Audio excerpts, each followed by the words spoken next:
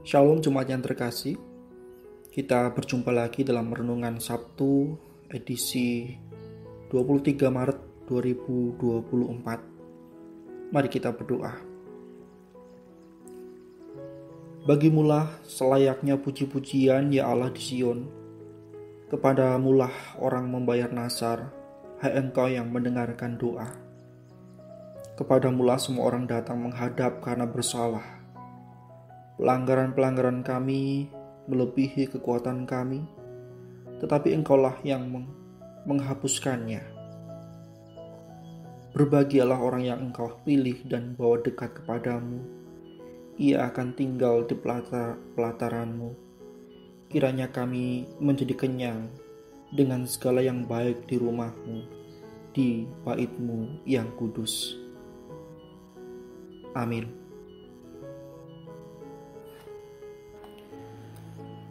Pak Saudara, kita akan memperhatikan firman Tuhan di dalam Yohanes pasalnya yang ke-19, ayatnya yang ke-28 sampai 30. Yohanes 19 ayat 28 sampai 30, beginilah firman-Nya. Sesudah itu, karena Yesus tahu bahwa segala sesuatu telah selesai, berkatalah ia supaya digenapi yang tertulis dalam kitab suci, Aku haus. Di situ ada suatu bejana penuh anggur asam. Lalu mereka melilitkan suatu bunga karang yang telah dicelupkan dalam anggur asam pada sebatang hisop, lalu mengulurkannya ke mulut Yesus. Sesudah Yesus meminum anggur asam itu, berkatalah ia, Sudah selesai. Lalu ia menundukkan kepalanya dan menyerahkan nyawanya. Bapak Ibu Saudara, pernahkah Bapak Ibu Saudara bertanya, mengapa umur Tuhan Yesus tidak bisa lebih pendek lagi? 33 tahun dengan lama pelayanan 3,5 tahun. Bukankah akan sama saja kalau beliau turun dalam wujud manusia lalu mengorbankan dirinya langsung? Toh masalah dosa akan beres juga. Mengapa Tuhan Yesus memilih untuk bertahan dalam kehidupan seperti yang kita hidupi saat ini di dunia ini? Mengapa beliau memilih dan bertahan menyusuri jalan-jalan yang jauh, melewati hari-hari yang panjang, bertemu dengan berbagai perangai manusia yang temperamen? Mengapa Tuhan Yesus lakukan ini? Bapak Ibu Saudara, ini karena ia menginginkan kita mempercayainya. Mari kita bayangkan waktu Tuhan Yesus berkata, Aku haus. Bibirnya pecah-pecah, mulutnya bengkak, tenggorokannya kering sampai tidak bisa menelan ludah, sulit berbicara pula. Terakhir beliau minum adalah ketika makan malam di ruang atas itu.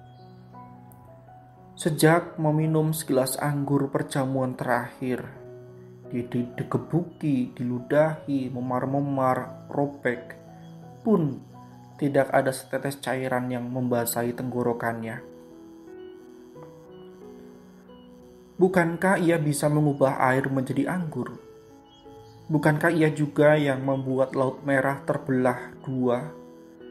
Bukankah ia yang mengeluarkan air dari batu yang keras? Tapi mengapa Yesus membiarkan dirinya kehausan? Kenapa pula waktu di Samaria dia merasa lelah? Mengapa waktu di Nazaret ia merasa terganggu? Mengapa waktu di Laut Galilea ia merasa mengantuk? Mengapa ia merasa sedih di depan makam Lazarus? Mengapa pula sampai merasa lapar di padang gurun? Mengapa ia menjadi haus di kayu salib, Bapak Ibu Saudara? 6 jam sebelumnya memang sempat menolak tawaran minum, di mana anggur yang ditawarkan itu telah dicampur dengan mur untuk mematikan rasa. Tapi Tuhan Yesus menolaknya karena ia mau merasakan sakitnya penderitaan sepenuhnya. Bapak Ibu Saudara yang terkasih, Tuhan Yesus tahu bahwa kita akan merasa letih, lelah, terganggu, ataupun marah. Ia tahu kita akan mengantuk, terpukul, dan sedih, lapar pula. Ia tahu kita akan merasakan sakit di tubuh kita ataupun di jiwa kita. Ia tahu betapa sesaknya hati kita ketika terlilit kebutuhan ekonomi. Percayalah bahwa Tuhan Yesus sudah mengalami semuanya dan Ia bisa mengerti keadaan kita. Ia pernah berada di bawah atau di mana kita berada dan Dia tahu perasaan kita.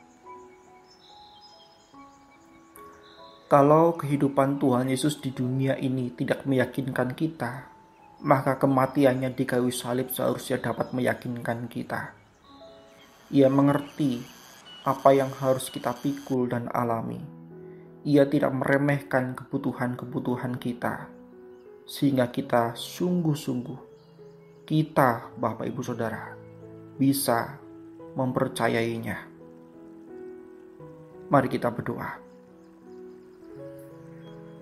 Kiranya Allah mengasihani kita dan memberkati kita. Kiranya Ia menyinari kita dengan wajah-Nya, supaya jalan Tuhan dikenal di bumi dan karya keselamatan-Mu di antara segala bangsa. Kiranya bangsa-bangsa bersyukur kepadamu ya Allah. Kiranya bangsa-bangsa semuanya bersyukur kepadamu. Kiranya suku-suku bangsa bersuka cita dan bersorak-sorai, sebab Engkau memerintah bangsa-bangsa dengan adil dan menuntun suku-suku bangsa di bumi. Kiranya bangsa-bangsa memuji Engkau ya Allah. Kiranya bangsa-bangsa semuanya memuji Engkau. Tanah memberi hasilnya. Allah kita memberkati kita.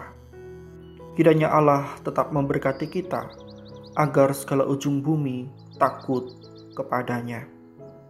Demi Kristus kami berdoa. Amin. Selamat beraktivitas, selamat mempersiapkan diri untuk menerima dan mengikuti, menikmati hari Sabat yang Tuhan anugerahkan kepada kita. Tuhan beserta kita.